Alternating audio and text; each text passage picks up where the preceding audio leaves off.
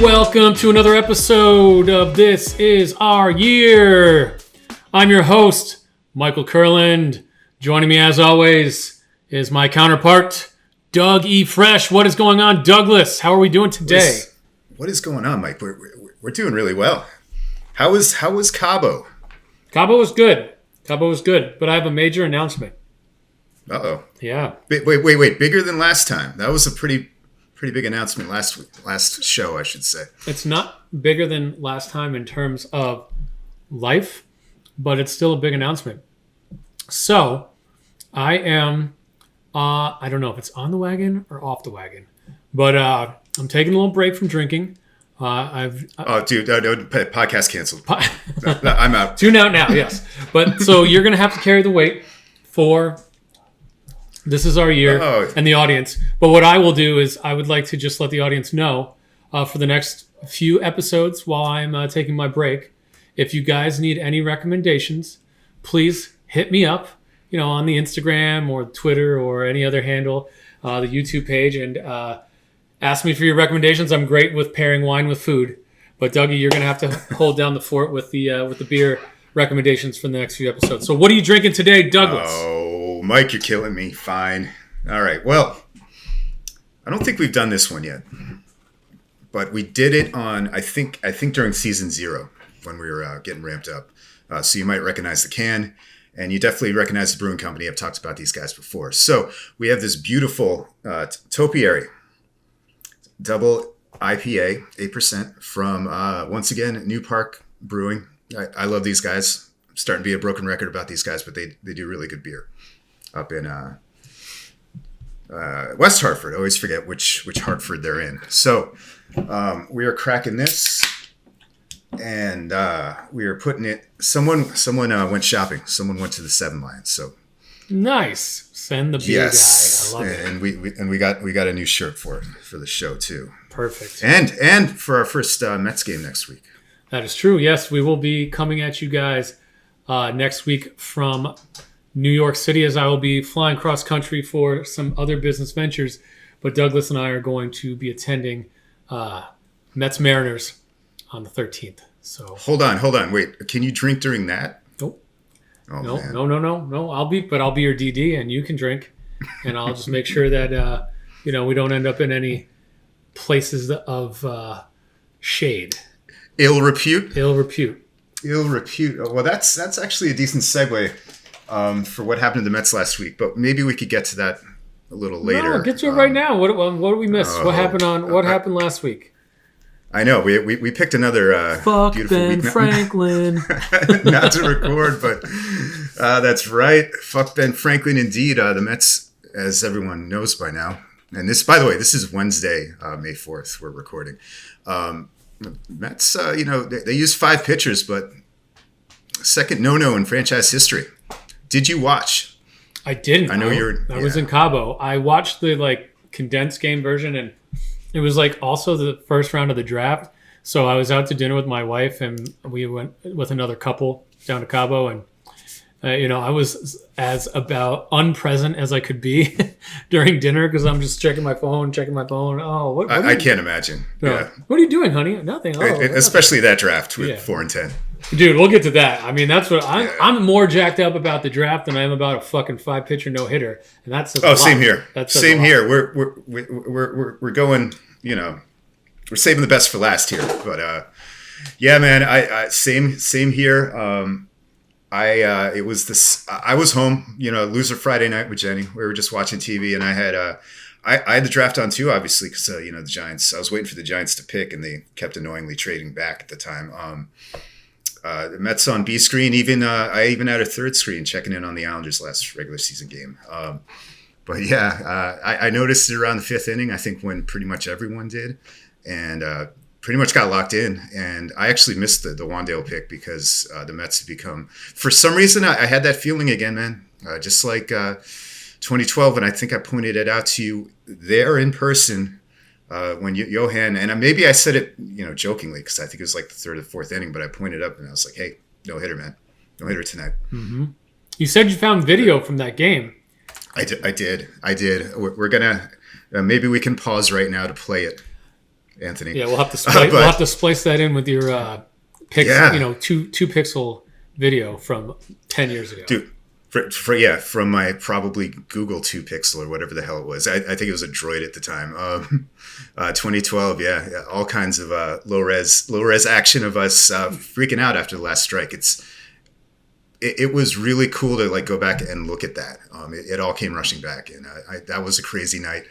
I know you're kind of referring to what we did after earlier, and I think I still have a pen. I should have dug it up. I think I still have a pen from the place of ill repute we went to after the Johan no-hitter. But wow, we were a little fired up that night. We were. So, can't blame us. Sorry. Yeah, no. Not sorry. No, not sorry at all. I think I announced in whatever inning, I think it was like the 6th or 7th inning, I said, if this... That could have been us! That could have been us!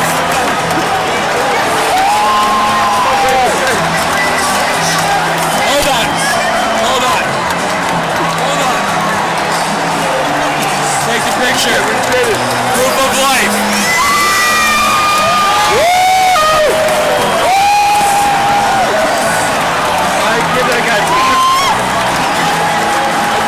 My jaw, by the way. That's awesome. I deserve it. Yeah, okay.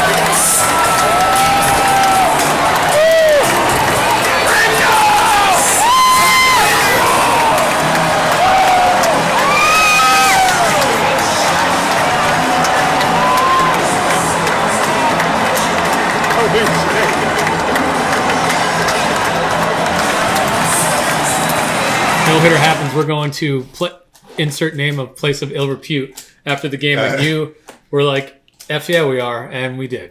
So I wonder if that place is probably still open, right? I have no idea. That's probably the last time I've been to a place like that, but it was the night. It was the night to go to a place like that. So can't say that, unfortunately, but I'm guessing Flash Dancers is still operational in New York City. We'll have to check that. And I can't find the pen, but. Yeah, we'll that was we won't put this on any of the promos this week. That's for damn sure. Oh, come on. They can sponsor us if they want. Yeah, right. It's cool. So yeah, it's 2022. It was a great game to watch on the repeat.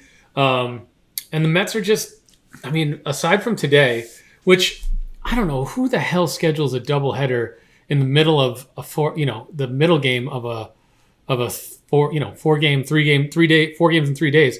Why wouldn't they have saved that for today? Or I don't know. Right. It's just maybe not a doubleheader and then a 1:00 travel game. Yeah, none of it made sense to me. And I know they're trying to make up those 10 games that they lost from the lockout, but it was just stupid. And I don't know. I don't have a lot of bones to pick with Buck for his decision making, but I do not understand why we trotted Ottavino out there for the 3rd straight day, and he's had nothing today, and he just got lit up. I guess the other options were probably Trevor Williams, who didn't fare much better.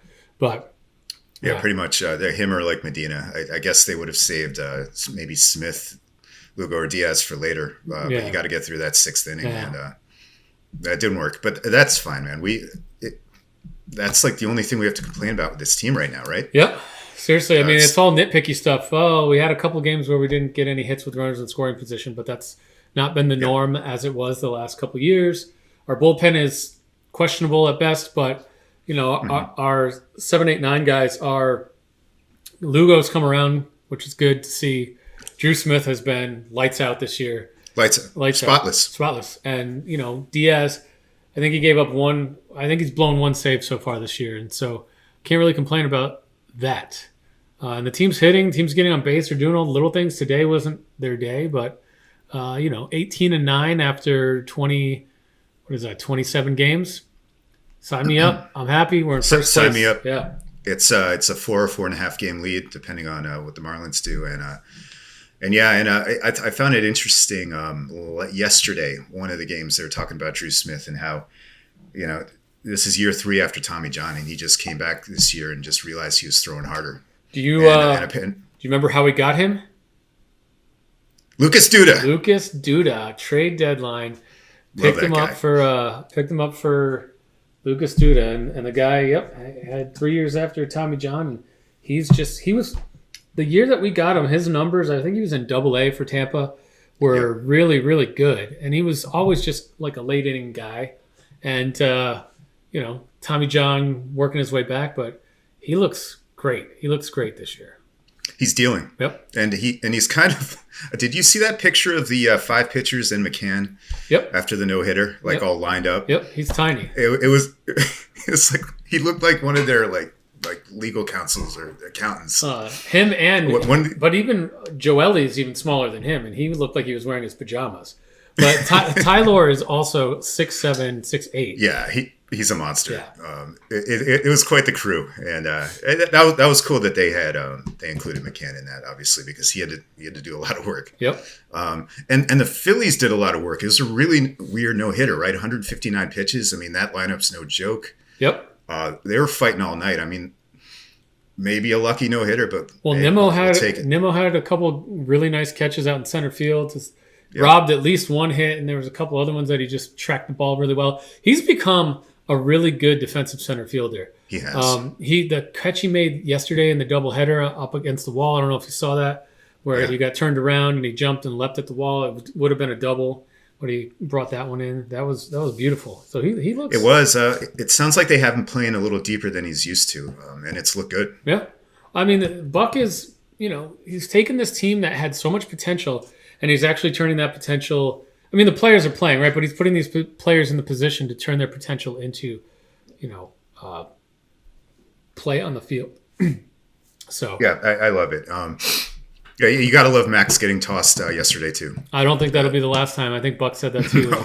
He's the leader of the team, and we needed that bulldog out there, and he shows no fear, and everyone follows suit. So it's been great to see. It's been a great month of April, a great start to the year, and I think I can't foresee, knock on wood, the wheels really coming off with Buck in charge in the way that they've been playing.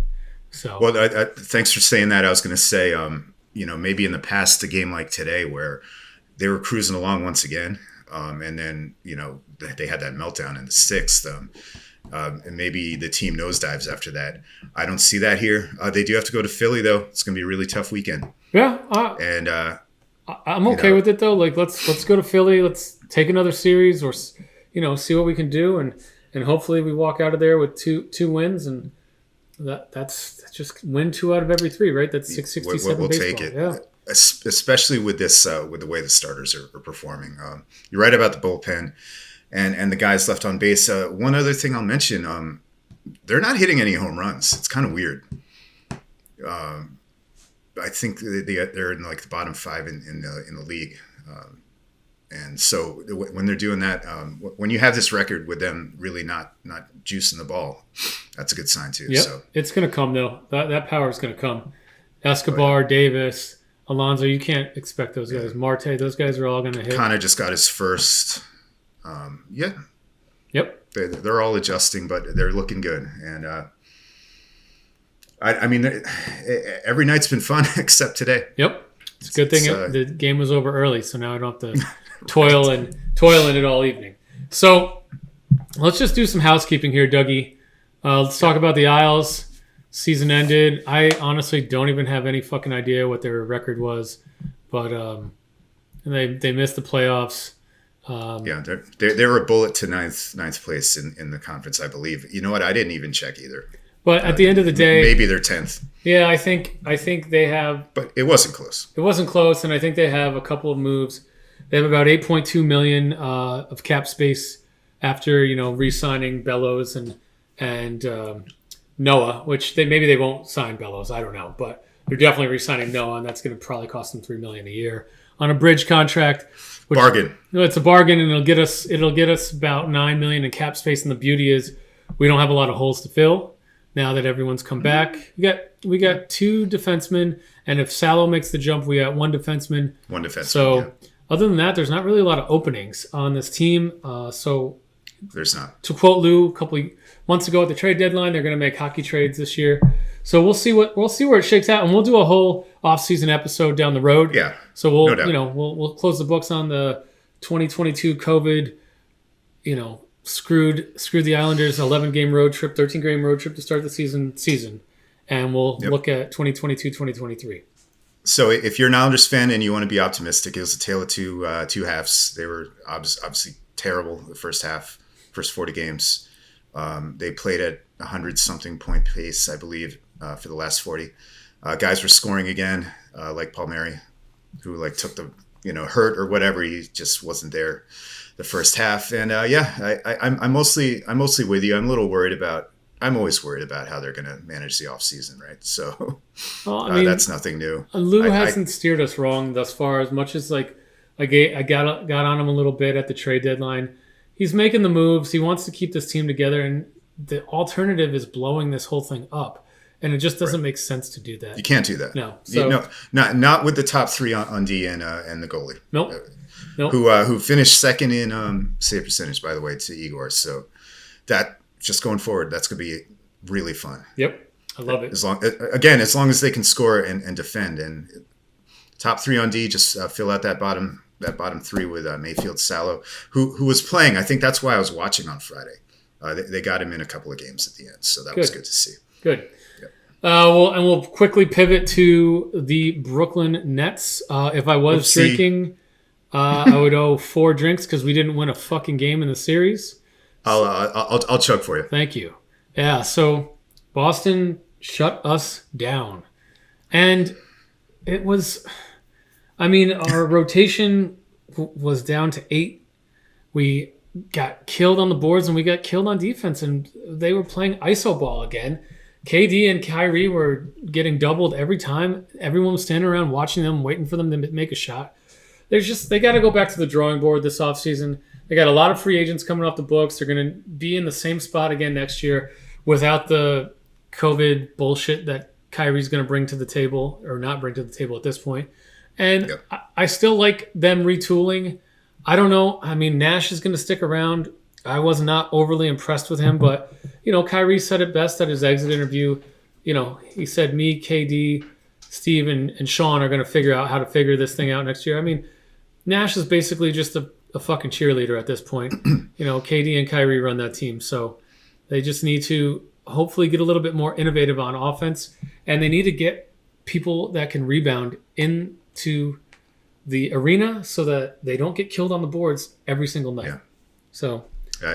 Claxton did his best, right? But I agree with everything. I have not checked in on the Nets since they got swept. And by the way, man, NBA Twitter does not agree on much, right? But God, they were basking in that Nets collapse, right? Oh yeah, that's one thing it seems like everyone can agree on. Yes, fuck the Nets. Yes, probably because that the engineered roster thing. I get it. Plus Kyrie shenanigans, but. So so Nash is for sure back? It seems that's like what they people said. are He'll be for his back. head. They want him back. He's going to be back. If they were going to can him, they would have canned him by now. What do you like anything about what he does or brings? Not really. I think he's an inexperienced coach that, he's a first-time coach. They were trying to take a little page out of the Steve Kerr. I think he's a motivator, but, he's not a tactician. I don't think he's drawing up plays at the end of the half, really, or the end of the game. And that's what it looked like. Yeah, and I think it's get the ball to his 2 superstars and let them do their job. And, if they like him, at the end of the day, they have so much power. If they like him, then and they're comfortable with him, it is what it is. But they got to get innovative on offense. And, playing iso ball. And the other thing was, they put themselves behind such an 8 ball going down the stretch to even get in the playoffs. They were just exhausted. KD and Kyrie were playing 40 minutes a night, every night. They were exhausted. Right. The team just didn't have. Curry was hurt. Harris was out. So we come back healthy next year, I feel like we can manage their minutes better during the regular season. We can win the games that are winnable. We can, we got a couple more draft picks. We got an offseason to sign some more players and see where they go. And we got the ability to re-sign Bruce Brown and Nick Claxton if we want to. So we'll see what they do. It'll be an interesting offseason. I'm curious. But I think, we are where we are, and it is best case, we're kind of stuck with this team and what we have and retool a little bit. But best case scenario is we come back with like a healthy KD and a full season to Kyrie. That's it. And Country Joe, who has missed. But we missed him a lot. You know what? I know you did. Similar to the Isles, just kind of like a hellish season, obviously with all the vaccine stuff too. Dude, I had such high hopes going into the season for hockey and basketball, and they were both dashed. Of course you did. Because this is our year. Maybe. Maybe. What hurt more, the just getting absolutely smothered by the Celtics, or last year versus the Bucks? Last year versus the right? Bucks. Yeah. I stopped watching after Game 2, from beginning to end. When we just fell apart at the end of Game 2, I was like, we got nothing left. And I was right. I didn't even invest in the last 2 games because I was just like, oh. Oh man, you didn't even watch because I did, and it was a perpetual games 2 through 4 blend together for me. It's just like you're stuck between being down 5 and being down maybe 10. Right. They never got down more, and they never got closer. It was just like it was purgatory. Yep, and it was brutal to watch. Credit to them. Credit to the Celtics, tenacious on defense, and they decided to be in KD's face every second of gameplay. Oh, their coach was our defensive coach last year, and he had both of their numbers. He had Kyrie and KD's number, and he deployed it perfectly. That? I'm sorry. I can't even say his name. Oka or something like that. Like under Stevens, right? Or did I miss Stevens leaving? Yeah, Stevens is the GM now, and oh shit. They hired our assistant coach, defensive coach, and he knew the playbook for how to shut down KD and how to shut down Kyrie because he was the defensive coach for Brooklyn last year, and he watched it happen. Yeah, so perfect storm, right? We'll just have to get better this offseason. So not sure how I missed Stevens not being on the sideline there. Yeah. Well, hey, you were too busy watching, KD miss his fall-away jumper to the left every time he was being double-teamed. And the free throws, too. He was just off. He was exhausted, they got in his head. He was exhausted. Yeah. He carried that team. When he got back from his knee injury, he carried that team. And by the end of it, he was ready to he needs some R&R this offseason. So yeah, he does. So without further ado, this is my favorite part of – I've been looking forward to this because we did our mock on our last show 2 weeks ago, and we're about to do our – which was a lot of fun. I think we didn't get anything exactly right, but we were in the ballpark. You got you got Neil to the Giants. You just had it in the wrong spot, right. And then we fucking missed everything else. Else. And my last minute switch from Wilson to Williams to the Jets. Well, that was me. I picked Williams. I did it too. I would have nailed that one at least. But. Yeah, I mean, the only thing we really missed on, I think, was Stingley. Yeah, which most people did. So I didn't. I mean, we did this also a week in advance, but we don't have the insider knowledge. This was all pure speculation. But let's talk about how we feel about our respective teams after, the Giants made 11 picks. Is that correct? 11 picks. 11 picks, and so you got a new GM. A lot of guys. New regime, 11 picks. Let's talk about it, Dougie. How are you feeling? Who's your favorite pick? Who's your most questionable pick? And where do you see all these guys fitting?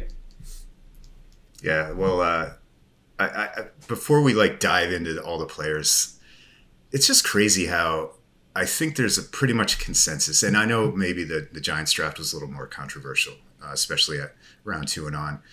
But I mean, it's pretty much universal that the Jets had a great draft, and I'm sure you agree. And the Giants are still getting high marks, but it's a weird times, right? When both franchises, especially considering the last 5-10 years, seemingly knocked it out of the park here. I don't think the Giants' first round could have gone any better. I think you are correct. I haven't never seen the Jets get this much praise, but yeah. The Giants have also been getting a good amount of praise. I think there's a few more with 11 picks. There's been a couple of eyebrow raising picks that people are questioning. But the Jets have won the offseason so many fucking times and finished 6-10 or 3-13 or 14. There you go. So I'm not going to sit here and pat ourselves on the back. I think it's a good start. I think that Joe had a plan and I think the value in this draft was in the top 100 to 150 picks, and that's where he made all of his picks. And we'll see how it shakes out. It's going to take 2 to 3 years to see, right? But both of us had 2 top 10 picks, so we should get a little bit faster return on investment for at least those 4 guys. So, without a doubt. Yeah. And I know you're going to go into what the Jets did, but and maybe we just do the first round first. The Giants, as we mentioned last episode, the biggest need was a tackle, one of the big 3, and we have oh my God, we have shored that up, and that was at pick 7. I gotta say, everything I did, everything I researched, I didn't see any of those top 3 edges dropping to 5, and lo and behold, Thibodeau's there, and I was watching it live. I know you dropped in on the call for a second, and then you went to that dinner. I was watching with a couple of our buds, and one of them, Brandon, said, once the 2 cornerbacks went, once Stingley and Sauce went, and Thibodeau's still on the board, Brandon's like, you take Thibodeau now, and then you see who's left at tackle at 7. And God, I didn't imagine that would happen. So the fact that we have Thibodeau and Neal, yeah, 5 stars. I mean, dude. So talk about it. How did you feel when they picked Thibodeau? Oh God, we were psyched. I mean, it wasn't. I wasn't like running around the apartment screaming. It was kind of a low key night. But I was just sitting there thinking to myself, like, okay, we're going to get maybe a tackle and like a cornerback, right? Yeah, you were hoping Sauce came to you, right? Uh-huh. I think every Giants fan thought that was the playbook, right? And we would have loved that. They still have to figure out Bradbury and the corner position long term. But I think Wink Martindale's thrilled to have Thibodeau now. Oh yeah, rushing the passer, Jesus. So, and Thibodeau and Neal are guys who were like in the top 3 a few months ago, or like during the season. They were both in the discussion of being number 1 overall at some point in time. At some point, well, the NFL drafts, scouting is interminable, right? Like there are already 2023 mocks out there. So stupid. but I just don't know how you can be mad at those. You can't be mad at those first 2 picks. No, I mean they're both cornerstone high-level positions, right? You got an edge rusher. You play a 4-3. He's a 4-3 edge. I don't think he's going to be standing up. He's going to have his hand in the dirt, is my guess, right? And Martindale runs. I guess so. I mean, yeah. He runs a 4-3, I believe. Correct? Yeah. Yeah. So Thibodeau's going to have be one of your edges, and you drafted the kid. I don't know how to say his last name. I don't want to butcher it. From Georgia last year, right? So he's your other edge in the second round. Yeah, Ojulari. Oh. I might have butchered it too. Yeah. And who, by the way, had a great. Yeah. So now you got them on both sides. Yeah, you got Leonard Williams as your like 3 technique, which is where he's best suited. And I don't know who your other D tackle is, but I'm sure you do. Yeah, I do, and I'm completely blanking. But he had a good year too.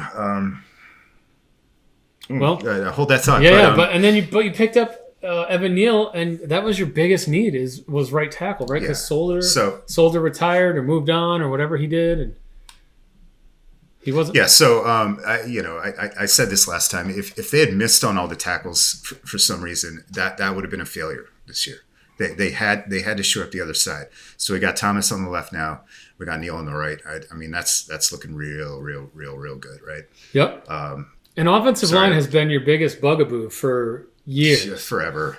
So you got your 2 tackles shored up. Now. Dexter Lawrence, by the way. Nice. Wasn't he a first round pick a couple years ago? He was. He was one of the picks we got in the Beckham trade. Nice. And he's been fine. So. And then you picked a guard in the 3rd round, right? We'll skip over Wan'Dale for a second. You picked this guard in the 3rd round. Do you think this guy is starting for you? He's going to push for left guard immediately. He's versatile. We'll see. I mean, we're going to get into this, but a lot of Giants fans had there was a lot of complaining on day 2. There was a lot of bitching. Everybody was like, these are all reaches. Why did we trade back if we're going to reach anyway? Why didn't we trade up later to get Wan'Dale with the extra picks? Stuff like that. Look, this guy, I can't, here we go with the pronunciations, right? Izudu, that's my guess. I've not heard it said out loud. Quite possibly. But yeah. Dude, another athletic guy. And that's why I wanted to take a high view of everything before we got into the players. But two things. Remember when you mentioned RAS last week? Yes. Relative athletic score for those that don't know at home. Everything after round 3 except maybe I think I read Davidson maybe is not part of this. Everyone that Joe Shane took scores really high in RAS. Which is good. So, I mean, that gives you, at the end of the day, that gives you traits that are malleable, so they can have some of these guys grow, right? Like some of these guys did not have the college accomplishments or stats, but we're talking about a roster that's basically bare bones that's starting from scratch. And so he took a bunch of guys he's going to throw in there who he thinks have the natural talent to push everyone who's currently, number one, the depth chart or whatever, which at some positions, that's like a really big, like air quotes, number one. So that's like the overall theme that I wanted to make sure I mentioned. I got this from The Athletic, of course, my one giant source, but I think Dan Duggan and the guy Brugler, who does the draft, do a really good job. And they made sure to mention this. So also, for all the criticisms of the reaches and stuff, I found it interesting that almost all the guys they picked after round 2, they had in for meetings, dinner. These weren't blind picks. These are guys that they before the draft targeted. So how do you feel? So the one pick that I keep hearing that's got the most universal disdain is Wan'Dale. How do you feel about Robinson? Your point of view, and who's your least favorite pick of all these guys? I had the same reaction as most Giants fans. It was like what the hell? Also because we traded back twice. We missed out on a couple of corners that maybe would have helped in Gordon and Booth. We all know Dean was dropping down. Dean ended up going in the 3rd round. The linebacker from Georgia. Mm-hmm. I'm sure I wasn't alone in being like what the hell. And then so you got Wan'Dale and people are comparing him to Isaiah McKenzie, like same build, right? Yeah, he's like 5'8", like 170 pounds, can only play the slot, return guy with some fumbling issues. Definitely had had a lot of production in college, but Yeah, set records at Kentucky. So our initial reaction to that is like, what the hell? Why did we take Isaiah McKenzie in the 2nd round? And you already have Sterling Shepard, Kadarius Toney on the roster, mm-hmm. right? So I don't know. No, I'm actually taking forever to get to the point. I don't hate it. It's not my least favorite pick here. I think it's a signal that maybe he's not Isaiah McKenzie. And maybe this is underwhelming to hear, and maybe this isn't a 2nd round pick, but I think he's going to be used more like Cole Beasley was in Buffalo's system. He's the guy who's just going to get a ton of targets, maybe some rushes too, and a guy who just can go underneath and move the chains. Yeah, you're right. He's not a deep threat guy. He's maybe not explosive, but he's a fast dude. So if he does break a tackle, it's trouble. And he seems like a gadget guy. Do you want to tell me it's a reach? Sure, it's a reach. At this point, though, I'm giving carte blanche to this front office, and they see something, and they have a plan. So it's tough to get angry about that. I mean, I'm gonna, and this doesn't matter as much, but I'm gonna maybe criticize the 4th round. I don't see burning picks on run blocking tight ends and a safety as all that exciting. It seems like they got better prospects in the 3 5th round picks they made. So yeah, I agree that Cordell Flott. It's funny when you look him up after they don't even list a position for him, because he was kind of like this hybrid safety cornerback slot nickel guy.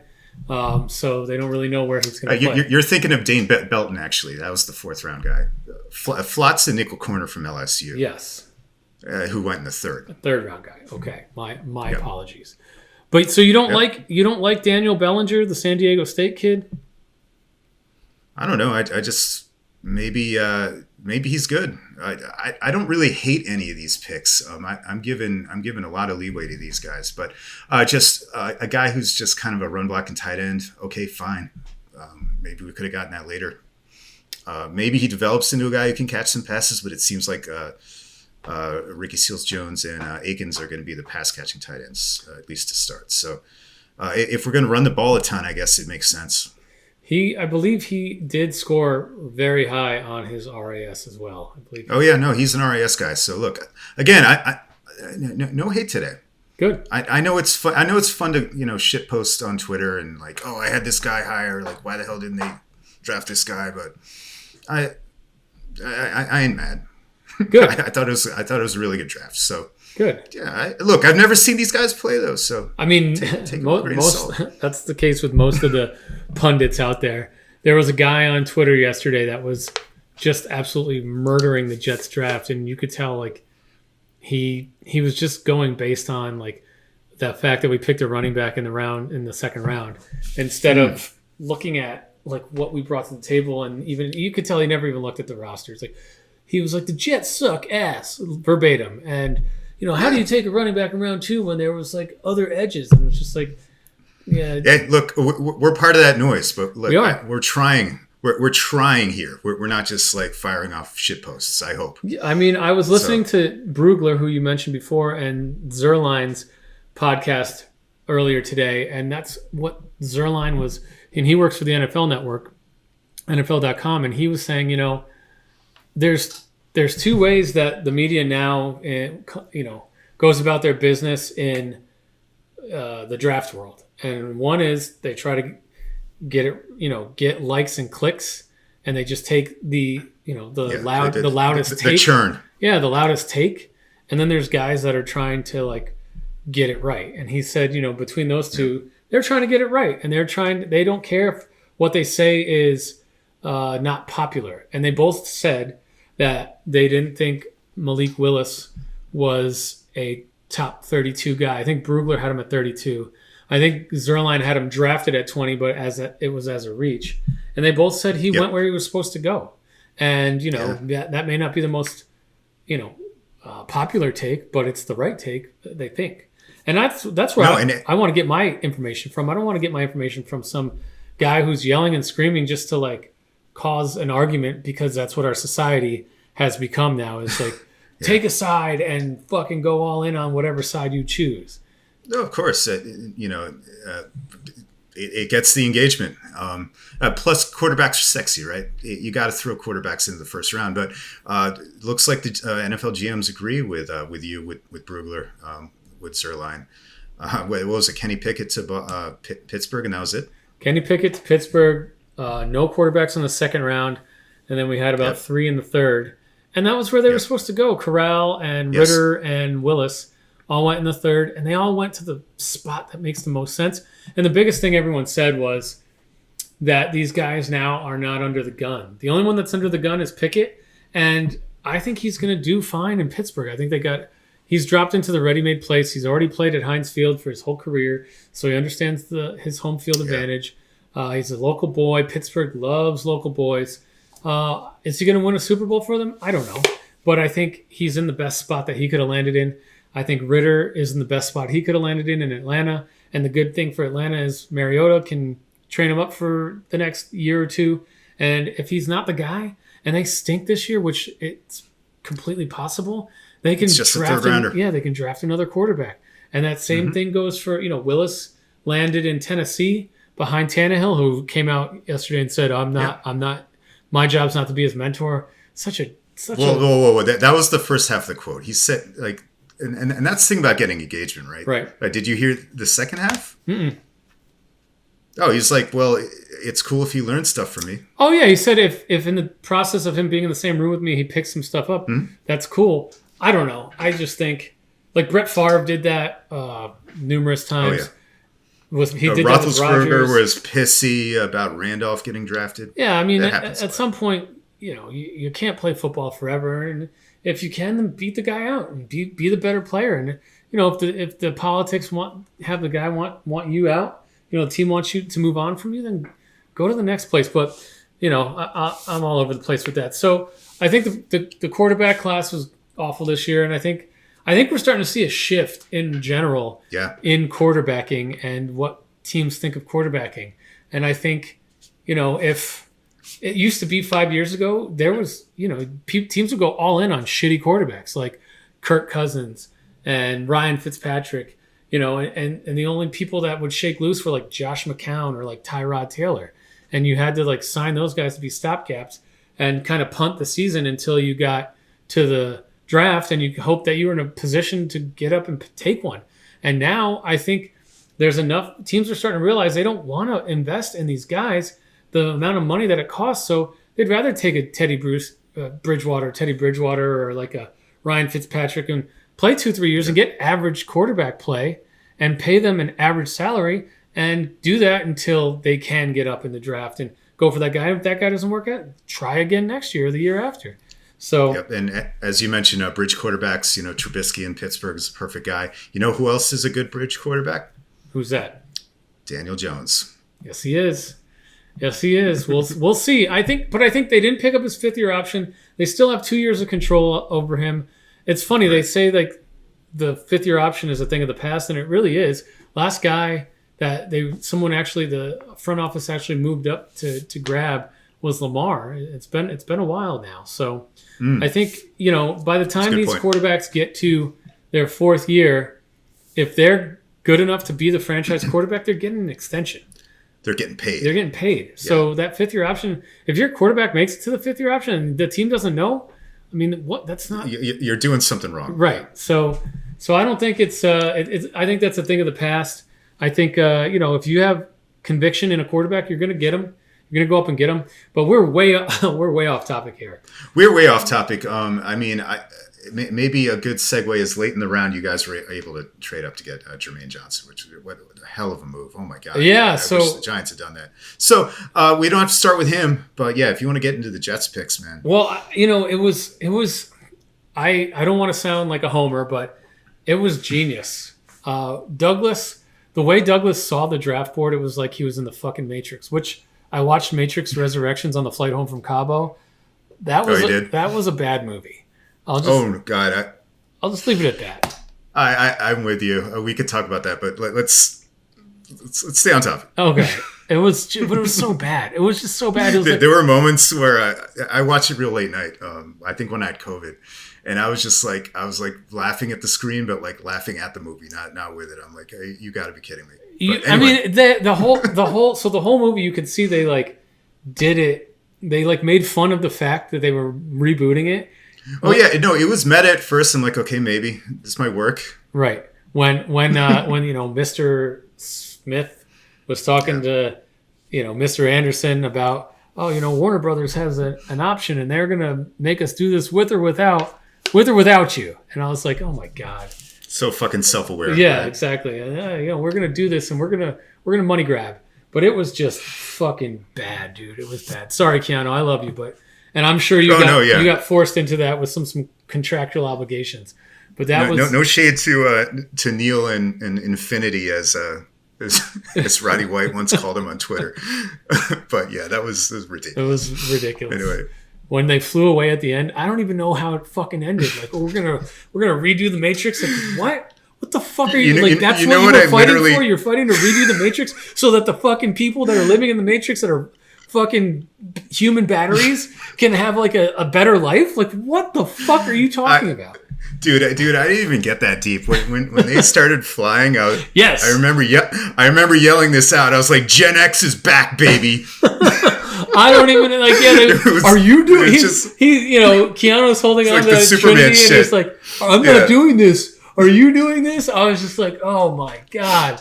I hope it was worth it, Warner Brothers, because you ruined it. I mean, the third one was terrible, but the fourth one, like 10, 20 years later, I don't even know how long ago. It was like, I was like, thank God I was on a flight from Cabo, and it was the only thing that was worth watching. So that's a decent movie to watch on a flight. Yes, I just remember being like, oh, this is so bad. And then Christina Ricci was in it, and I still don't know who the fuck she played in that movie, but was she? Right, exactly. I'm like, I don't remember seeing the Addams Family girl in here, but whatever. Yeah. So let's talk about the Jets. What were we talking about? The Jets draft. So Douglas played it perfectly, man. He saw, and I don't know if I think he was going Sauce regardless, unless Sauce wasn't there. And I thought wait, hold on. last week. Shit. You know what? I lost my train of thought. I picked you Walker. had said something. No, I know that, but like I think you had mentioned something about Sauce, and so yeah, wondering if you're happy. Oh hell yeah! I wanted Sauce, but they, I bought into the hype of Jets don't value cornerback. We need an edge and all this stuff. Yeah. And so with Thibodeau on the board, I don't know. I mean, I think he could have been also a good player, but I just don't think he's a solid guy. I think he's a me first kind of guy, and I think he's going to do well for you guys. But I just think that may have rubbed them the wrong way. And I think Jermaine Johnson was their guy, their number one edge or number two edge. I think number three edge. I think Hutchinson and Walker, if they were there, they would have been the pick. But I think the way Douglas saw it was the drop off for cornerback after Sauce and Stingley was so stark, and the drop off from edge from Walker and Hutchinson to Johnson, he thought he could get him later, and the drop off from receivers. So I think the way he played it was kind of like a maestro, So he took the best corner in the draft at 4 because he knew he wasn't going to be able to get a corner worth taking later on. Came back at 10, and I think I liked Williams over Wilson. But I think they wanted to get a guy that could just work all season, all off season with Zach, and they could get a rapport going. And I would have loved to. He's a freak too. Yeah, his body control is out of this world. Yeah. I think he's got 4.3 speed. He can take that. He can attack. It gives the Jets now 3 guys. Wilson can attack the defense at all 3 levels, underneath, intermediate, and take the top off. Corey Davis is the prototypical possession receiver in your 2, and now Elijah Moore in the slot. I mean, that's where he's going to do his best work. He's a great route runner, and he's got great hands, so he's gonna make up for it underneath. And now, we'll get to it. We'll get to what I think after, and then to trade back up and get Jermaine Johnson at the 26th pick. And how did he slip? I guess from everything I've read, he rubbed a lot of teams the wrong way with his interviews, a little cocky. But I don't think the Jets care about cocky. But he's a guy that just wants to play, and he just wants to prove he belongs. And they saw him at the Senior Bowl, and they loved everything about him. There's some question marks on him. His exterior stats, he didn't have a lot of QB hits and pressures.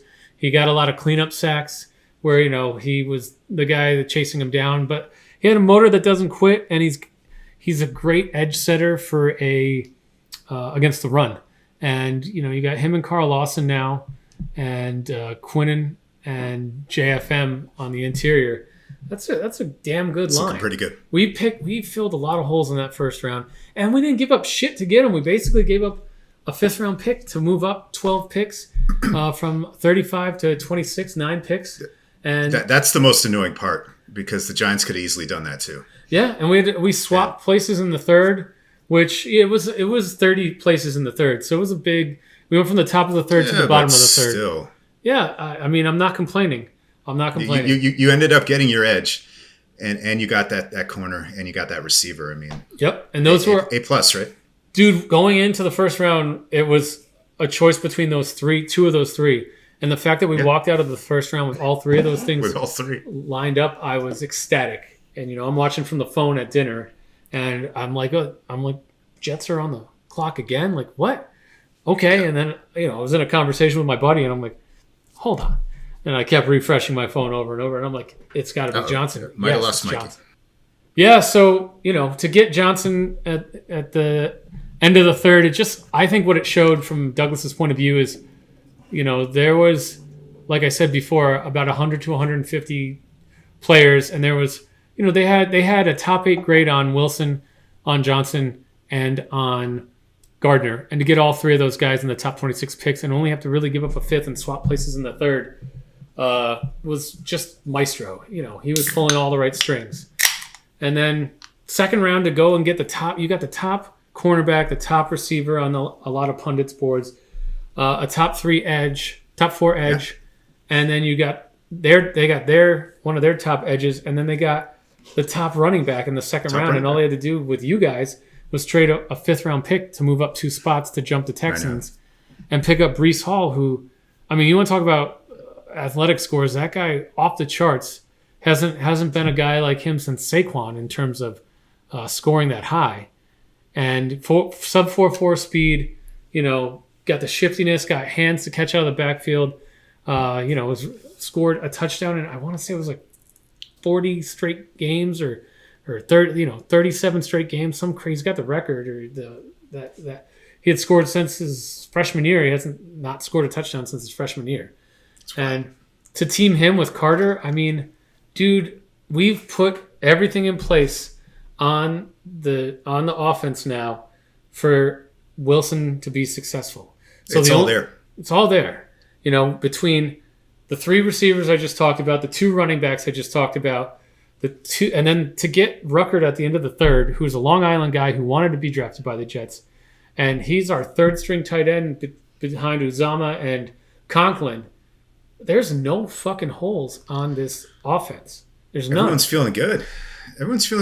I've heard opinions, by the way, that Moore's still the best receiver on the team. Yeah. So you gotta feel good about this stuff. That everything's how it's shaken out. Dude, it's gonna be hard to game plan for us because who do you double? You double Wilson on the outside. Moore's in single coverage. Davis is in single coverage. Your tight end's in single coverage. You got your running back coming out of the backfield in single coverage. You can't, you can double whoever you want, but it's pick your poison. But it all comes down to, does Zach Wilson take the next step? And can he be accurate with his throws? And can he, be that quarterback they think he can be? I don't know. I didn't see enough last year, but he was also playing with shit. So Joe Douglas went out and did what he was supposed to do. He filled in all the holes. The only question marks now, in my opinion, are can Wilson take the step forward, and is Becton and Fant going to be reliable tackles? Because behind them, Connor McDermott, not a great option. Max Mitchell, the guy we got in the 4th round, we'll see what he can do. I don't think they want him playing his rookie year very much. If he's playing a lot of significant snaps, something went wrong. Something went wrong. Right, exactly. So, but other than that, man, like that offense is, and it's so anti-Jet. Every Jet draft since like to the early 2000s has always been D-line, or we've never spent any capital in the first round on a wide receiver. We hadn't picked a wide receiver since Santana Moss. Like, I don't know. Is that right? 19 years, dude. We hadn't taken a first round wide receiver since Santana Moss. Oh, that's wild. Yeah, that's crazy. And our string of second round receivers before Moore has just been steaming pile of dog shit after steaming pile of dog shit. And now we have depth.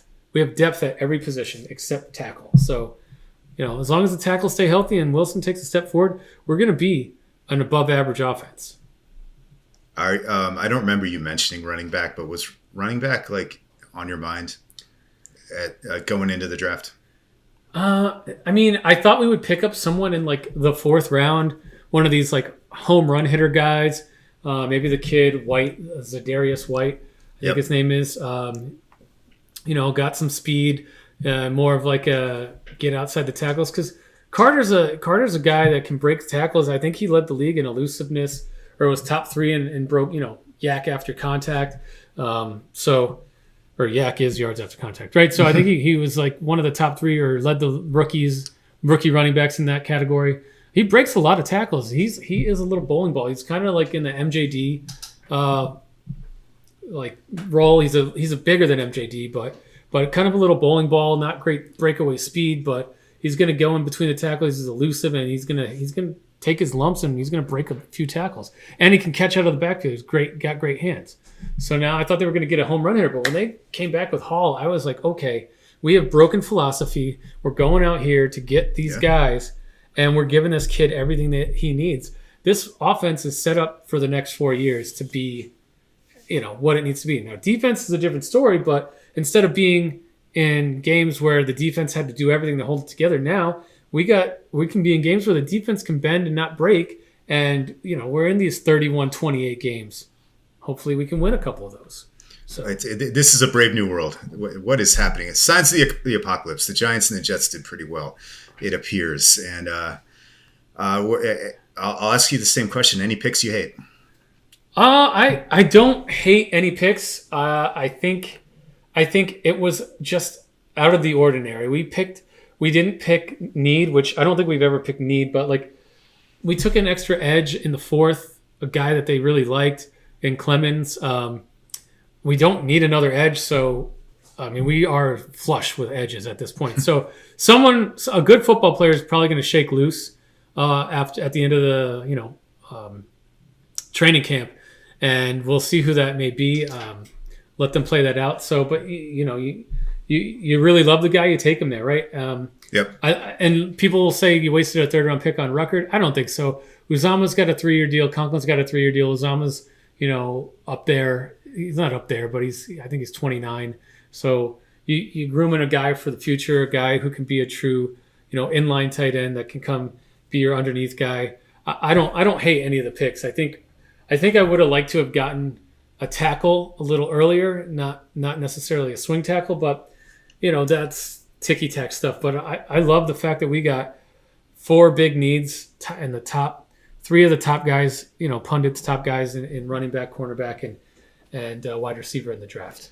And no one's hating on you. I think the lowest grade I saw was like a B+ out there, and grades are BS anyway. But, we're not even going to waste any time doing that. But that's awesome. I want to remember some guys real quick. Let's talk about some of those second-round bust receivers. I cannot, for the life of me, think of the one that was just an egregious bust from like 10 years ago. And I think he was from Ohio State or something. That's Devin Smith. Devin Smith. Yes. Devin Smith, Mike McCagnon draft pick from Ohio State in the second round. One of these Wan'Dale Robinson type guys. Take the top off, catch the deep ball. Couldn't do anything underneath. Couldn't run routes. Was a complete bust. We had the kid from Georgia Tech that came out right after like Calvin. Yeah. And his name was Steven something. I can't remember. Couldn't think of his name either. Caught 2 touchdowns in his opening game, and then he never did anything after that. He was god-awful. Mims so far has been a bust. Stephen Hill? Stephen Hill, you got it. Yep. And then Mims has been a bust to date. Yeah. I do think he's got a new lease on life. I think he will come to camp and probably break camp as their 5th receiver. He's a guy that brings them some jump ball capability that they don't have other than maybe Corey Davis.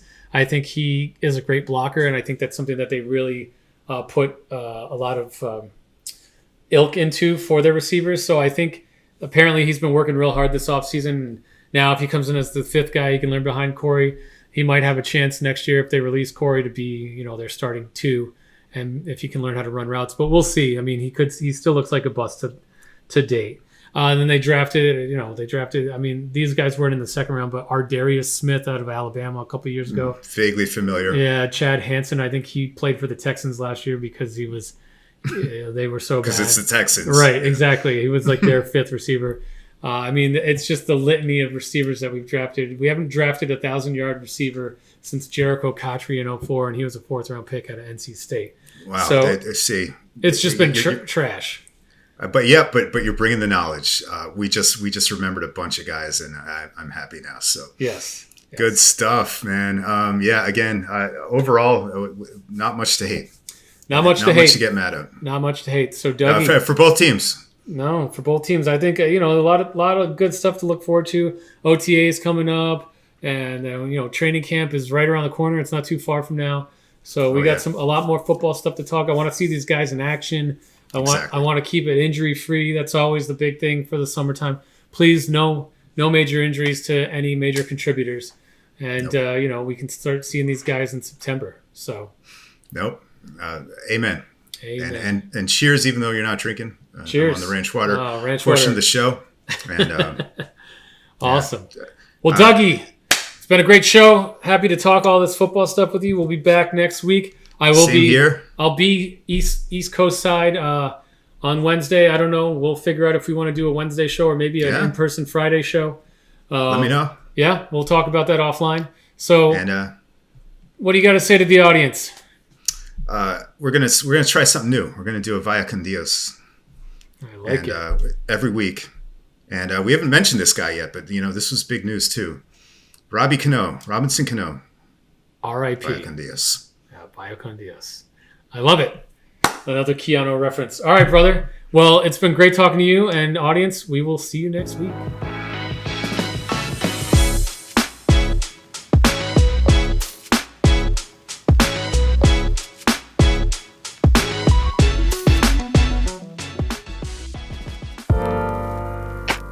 This podcast was produced by Heartcast Media.